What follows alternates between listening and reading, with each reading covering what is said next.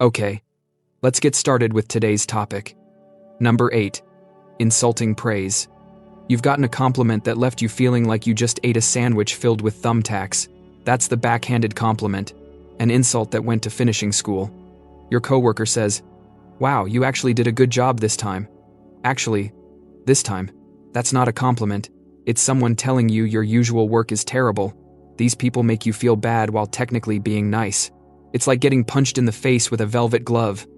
A common one is, "You're so brave to wear that outfit." Basically saying, "I wouldn't be caught dead in that." And you can't even call them out on it. If you say something, suddenly you're the bad guy who can't take a compliment. They might say, "Your new haircut makes your face look less round. So, your face was a basketball before." These people think they're being clever. They're just being jerks with extra steps. Or, "You're so much nicer when you're not trying to be funny." That's not feedback. It's someone telling you your entire personality needs a reset. The delivery is always perfect, with a sweet smile.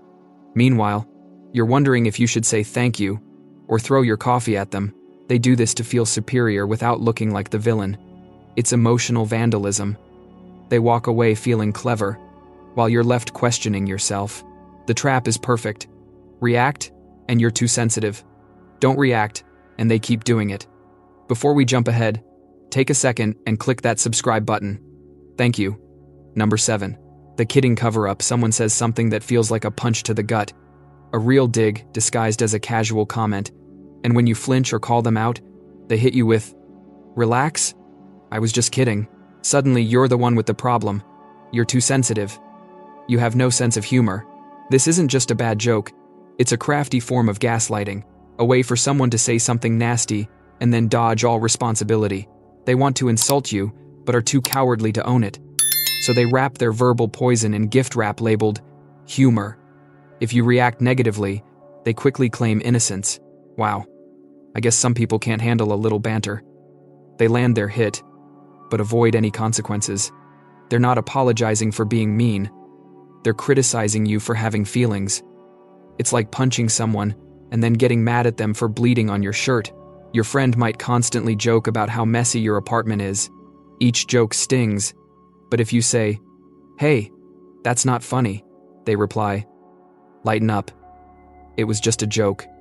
Over time, you start to question yourself. Maybe I am too sensitive. That's the gaslighting. You doubt your own feelings. This is a pattern of mean-spirited comments disguised as humor. The joker consistently denies the impact of their words. It's polite on the surface, but underneath, it chips away at your confidence. They always come out looking innocent, while you're left confused and hurt. A real joke makes everyone laugh. This kind makes one person hurt and everyone else uncomfortable. Number 6. Honesty as weapon. You know that person who drops a verbal bomb and then says, "I'm just being honest."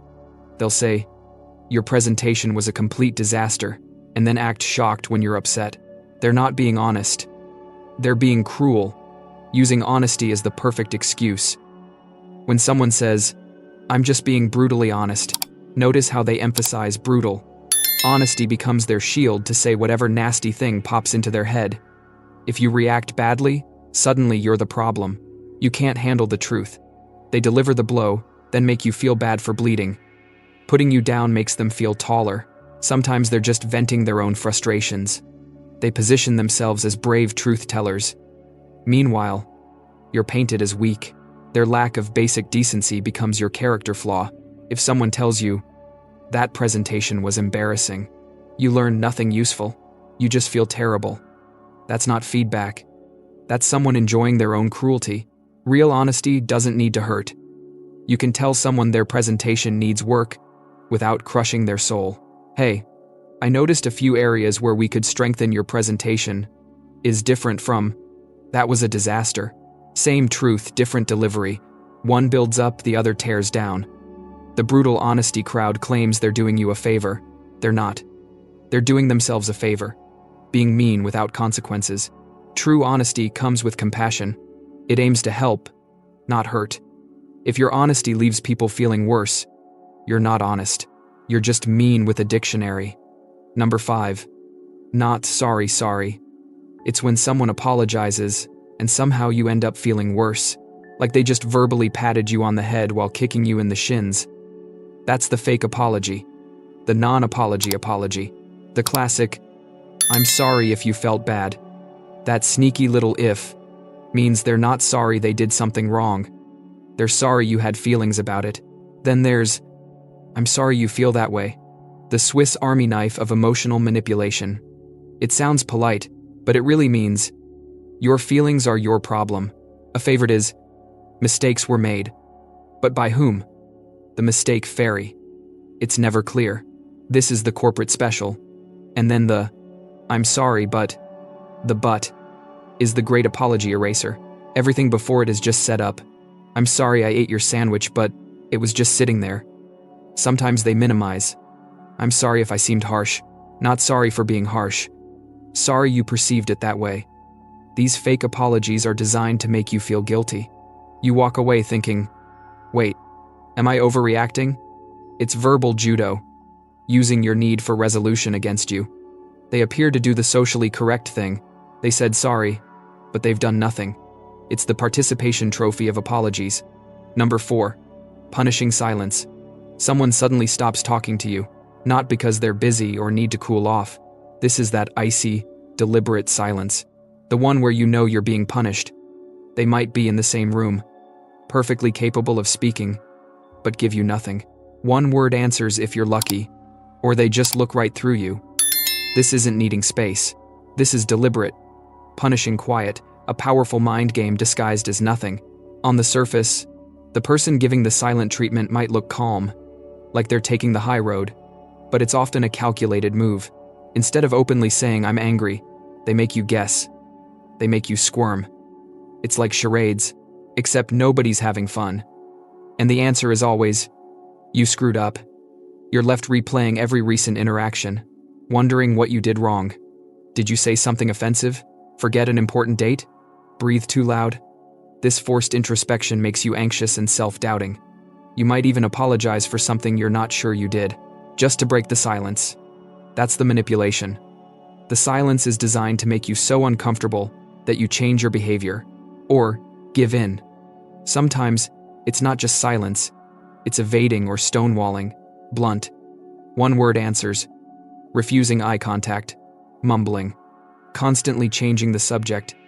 It's all designed to dismiss you and make any real conversation meaningless. The person dishing out the silent treatment feels a temporary sense of control. But for the target, it's deeply unsettling and damages self-esteem. While it seems passive, the punitive silent treatment is an active attempt to control, punish, and manipulate, all without saying a single word. Number 3, gifts with strings. You get a gift that feels like it came with a mortgage. This is the Trojan horse gift. Generosity on the outside, packed with emotional baggage. Your coworker shows up with an expensive watch for your birthday, making a whole production. "I saw this and just had to get it for you. I know money's been tight, but you deserve something nice." Now you're wearing a watch worth more than your rent, and every time they see you without it, they give you that look. The, "I spent a fortune on that watch" look. You're checking the time constantly, not because you need to, but because they might see you without their emotional shackle on your wrist. Or your neighbor gives you a brand new lawnmower, right before asking you to watch their 7 cats for 2 weeks. It's hard to say no after they just gave you the Lamborghini of grass-cutting technology. Some people give you something they like. "Here's a signed jersey from my favorite sports team you've never heard of." Now you have to display this thing like it's precious.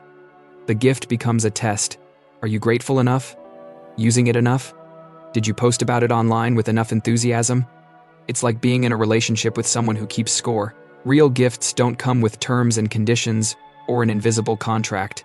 A genuine gift makes you feel good, not like you just got recruited into a guilt-based pyramid scheme. Number 2, worry weaponized. You're excited about starting a new business. You share your plans, and someone leans in with a worried expression. "I totally support you, but I'm just concerned you might be taking on too much. You've really thought this through, right? I'm only saying this because I care." This sounds helpful, but it's weaponized worry. These people pretend to be on your side while actively trying to tear you down. They wrap their criticism in fake worry, like a wolf in sheep's clothing. They show up when you're making progress, starting with phrases like, "I'm on your team, but..." then poke holes in everything. A community group wants to save a local library. A concerned troll appears. I love libraries too, but your petition is a bit aggressive, don't you think? I'm just worried about the cause. They sound supportive, but undermine the entire effort. This manipulation puts you in an impossible position. Push back, and you look like the bad guy who can't take constructive criticism. Who gets mad at someone who's just worried? These manipulators plant seeds of doubt. The concern is a Trojan horse, carrying criticism and doubt straight into your confidence. If someone's concerns always discourage action, always make you second-guess yourself, or always leave you feeling deflated, that's a concern troll. Real friends voice genuine worries differently. They offer solutions, not just problems. If someone's helpful advice always leads to inaction or derails productive conversations, that's not concern. That's sabotage dressed up in polite language. They're not trying to help you succeed. Number 1. Victim power play. You've met someone who always has a sob story ready, especially when you need something, or when they're being called out. This isn't always genuine distress. Sometimes it's a calculated move. Weaponized vulnerability. You need to talk to a coworker about consistently missing deadlines. As soon as you bring it up, they launch into their terrible week. Sick cat, car troubles, how overwhelmed they are. Suddenly you feel like the bad guy for even mentioning work. You back off, feeling guilty. Mission accomplished for them. They've dodged accountability. This tactic works by making you feel obligated, guilty, or overly sympathetic. Manipulators using this ploy exaggerate or invent hardships to control your emotions and actions, hijacking your natural empathy. It's a polite mind game, because they just seem like they're struggling, and nobody wants to be mean to someone who's already down. But the timing is key. Their vulnerability conveniently surfaces when they want to avoid responsibility or gain an unfair advantage. Think of the friend who always has a crisis on payday when it's their turn to chip in. They're not looking for solutions. They're looking for you to drop your expectations, give in, or excuse their behavior. It's a passive way to exert control, making you walk on eggshells around their supposed fragility, turning your compassion into their weapon.